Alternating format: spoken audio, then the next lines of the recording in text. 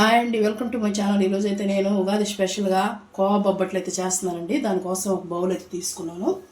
మనం మైదా జల్లెడి పట్టేసుకొని ఒక కప్ అయితే తీసుకుంటున్నానండి. సింపుల్గా అయిపోయి ప్రసాదం చూపిస్తున్నానండి. తప్పకుండా చూడండి వీడియోని ఎక్కడ స్కిప్ చేయకుండా. కోవా బొబ్బట్లు సూపర్గా ఉంటాయి. ఇప్పుడు మనం మైదా వేసుకున్నాం కదండి, ఎందుకంటే కొంచెం సాల్ట్ వేస్తున్నాను. ఎందుకంటే ఎక్కువ సాల్ట్ అవసరం లేదు, మనం కోవా పెడతాం కదా తీసుకోవా, అందుకని నేను ఎక్కువ వేయట్లేదండి. ఇప్పుడు ఒకసారి బాగా కలిపేసుకొని ముందు సాల్ట్ బాగా మిక్స్ చేసుకున్నామండి. సాల్ట్ బాగా మిక్స్ చేసేసుకొని చూడండి, ఒక స్పూన్ నెయ్యి అయితే వేసుకున్నానండి.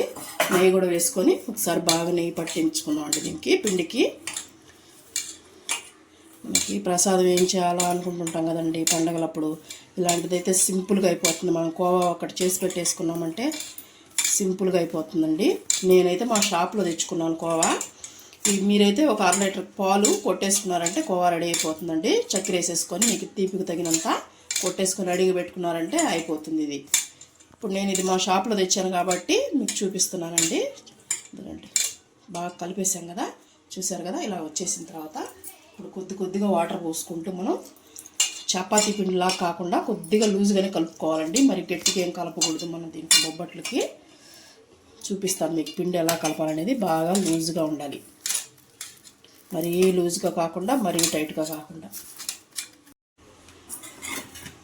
చూడండి, ఇలా లూజ్గా ఉండాలండి మనకి. అప్పుడే మనకి బాగా వస్తాయండి బొబ్బట్లు. ఇలా కలిపేసిన తర్వాత ఇలా పలసంగా చేసేసుకొని ఇప్పుడు మనం దీంట్లో పిండి మునిగేంత వరకు ఆయిల్ పోసి పెట్టేసుకోవాలండి. ఆయిల్ అయితే నేను పోస్తున్నాను. మనకి పిండి బాగా నానాలి, అందుకని పిండి మునిగేంత వరకు ఆయిల్ అయితే పోసుకొని ఇలా పలసంగా అది వేసుకొని పిండి ఆరిపోకుండా ఉంటుందండి. దీన్ని మూత పెట్టేసి 1 గంట రెస్ట్ ఇచ్చేద్దామండి. 1 గంట తర్వాత మనం చేసేసుకుందాం. చూడండి, గంట తర్వాత ఎలా ఉందో పిండి బాగా నానిపోయి ఉంటుందండి. చూసారు కదా, ఇలాగా నానిపోవాలి. ఇప్పుడు దీన్ని పక్కన పెట్టేసుకుందామండి. పక్కన పెట్టేసుకొని కాగితాలు మనం తట్టుకుందాం. చూడండి, కోవా నేను చెప్పాను కదా, కోవా అయితే తెచ్చుకున్నామండి షాప్ నుంచి. చూసారు కదా ఎలా ఉందో. ఇప్పుడు ఇది నేను ఎలక్కలపొడి వేయట్లేదండి, ఎందుకంటే మా పిల్లలు అన్నిట్లో తినరు, అందుకని నేను వేయట్లేదు.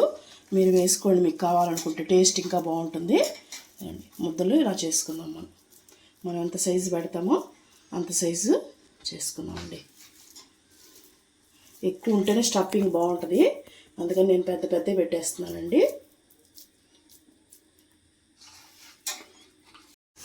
చూడండి, ఇలాంటి కవర్ ఒకటి ఉంటుందండి, కట్ చేసేసి మనం ఇలాగ పెట్టేసుకోండి. ఇలా పెట్టేసుకొని మనం దీనికి నెయ్యి అప్లై చేసుకుందామండి. నెయ్యి కానీ నూనె కానీ ఏది ఉంటే అది అప్లై చేసుకోండి. మనకి పైన కూడా అప్లై చేసుకుంటే బాగా వస్తుందండి, అందుకని పైన కూడా పోస్తున్నాను నేను. నెయ్యితో చేసుకుంటే చాలా బాగుంటుందండి. ఇంకా నెయ్యి అంత అవైలబుల్ ఇష్టం లేని వాళ్ళు ఆయిల్తోనే చేసుకోవచ్చు. వేసుకున్నాం కదా, ఇప్పుడు ఒక ముద్ద తీసుకున్నామండి. మనకి ముద్దని తీసుకొని రౌండ్ చేసేసుకొని ఇప్పుడు ఇలా పెట్టేసుకుందాం. పెట్టేసుకొని ఇలాగ ముందు తట్టేసుకున్నామండి. మనం కోవా పెట్టుకోవాలి కాబట్టి ఇలాగ తట్టేసుకొని ఇప్పుడు స్టఫింగ్ పెట్టేసుకుందాం. పెట్టేసుకొని ఇలా క్లోజ్ చేసేసుకోవాలండి. పిండి నానితే ఇలాగ మనకి ఎక్స్ట్రా ఏమన్నా ఉంటే తీసేద్దాం. పిండి నానితే మనకి ఇలా ఉంటుందండి, సాఫ్ట్గా మనకి ఎట్ట కావాలంటే అట్ట మోల్డ్ అవుద్ది. మనకి ఎక్స్ట్రా ఉండి తీసేసేసి ఇప్పుడు మనం ఇలా పెట్టేసేసి వీలైనంత ఇలాగా ఒత్తేసుకోండి. తీసుకొని ఇప్పుడు మనం పైన కవర్ ఉంటుంది కదా, ఇది వేసి ఒత్తేసామంటే సింపుల్గా వచ్చేస్తుందండి.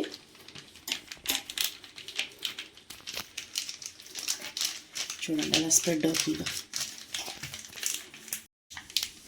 చూడండి, ఇలాగ పలసగా చేసేసుకొని కవర్ ఇలా తీసేసుకొని చిన్నగా తీసేసుకోండి. వచ్చేస్తుంది, ఈజీగానే వస్తుందండి. సరే కదా, ఇలా పెనం పెట్టేసుకున్నాను నేను. పెనం హీట్ అయింది, మనం ఇలా తట్టేసుకొని కాల్చుకోవాలండి. మీడియంలో పెట్టి కాల్చుకోండి, ఎందుకంటే కోవా కదా, వీలైతే సిమ్లో అయినా పెట్టి కాల్చుకోండి. కోవా కాబట్టి తొందరగా బ్లాకిష్ వస్తుందండి, అందుకని సిమ్లో అయినా పెట్టి కాల్చుకోండి. చూడండి, అది కాలుతూ ఉంటుంది. మళ్ళీ ఇంకోటి అది కాలే లోపల మనము ఇంకోటి తట్టేసుకున్నాం. ఇలా పెట్టేసి చెప్పాను కదా, ఇలాగ వేసుకోవడమే. స్టఫింగ్ అనేది బయటికి రాకుండా క్లోజ్ చేసుకోవడమే. ఎక్స్ట్రా అయింది తీసేసుకోవడం. చూసారు కదా, ఇలాగ. ఇప్పుడు ఇలా తట్టేసుకోవడం. సేమ్ అదే కవర్ పెట్టేసామంటే ఈజీగా వచ్చేస్తుంది. మనం ప్రతిసారి కవర్కి పోయాల్సిన అవసరం లేదండి. ఒక్కసారి పూస్తే మనకి పిండిలో ఆయిల్ ఉంటుంది కదా, మనకు సరిపోతుంది.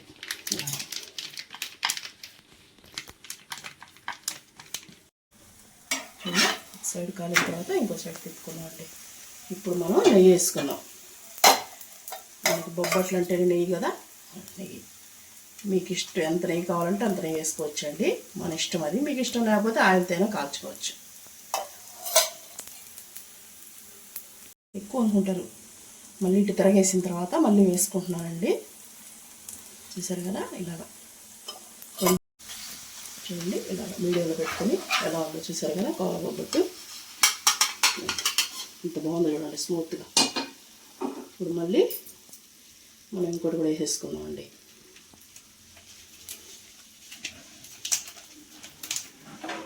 రెడీగా తట్టు పెట్టేసుకున్నామంటే రెడీగా వేసేసుకోవచ్చు మనం. చూడండి ఎంత బాగుందో. చూడండి మన కోవా బొబ్బట్లు అయితే రెడీ అయిపోయినాయండి. స్టవ్ అంతా ఆఫ్ చేసేసుకొని లాస్ట్ అండి ఇది అన్నీ వేసేసుకున్నాను. చూసారు కదా, వేడి వేడి కోవా బొబ్బట్లు అండి. ఒకటి తిన్నవాళ్ళు మరీ మరీ అడిగి చేయించుకొని తింటారండి, అంత బాగుంటాయి. చూడండి మీకు చించి కూడా చూపిస్తున్నాను నేను. కాలిపోతుందండి. చూడండి ఎంత బాగుందో. చూసారా,